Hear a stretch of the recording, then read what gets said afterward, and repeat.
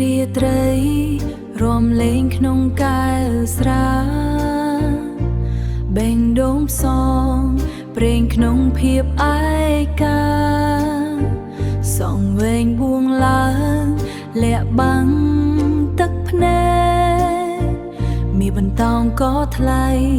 ឆ្លូបាញ់ចាំងស្នាមបែ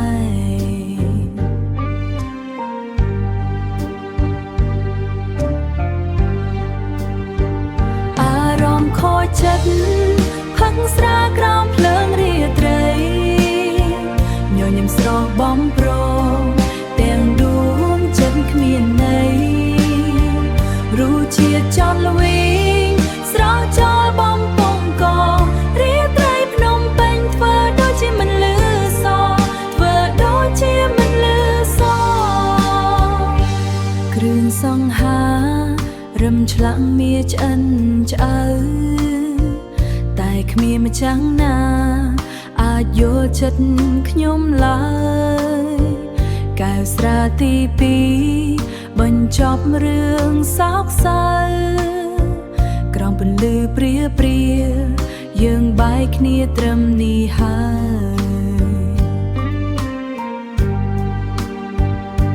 ត្រឹមនេះហើ